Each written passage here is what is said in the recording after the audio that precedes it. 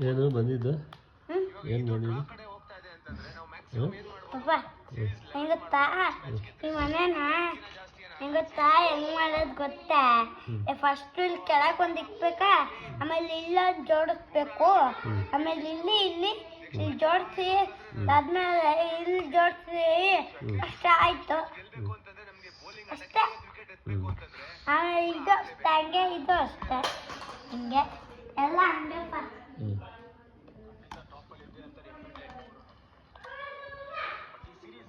ಇದು ಮನೆ ಕಲ್ಲಿಗಿಂತ ಇದ್ರಾಗೆ ಮಾಡ್ಬೋದು ಆದ್ರೆ ಇದೊಂದಿಲ್ಲ ಹಿಂಗೆ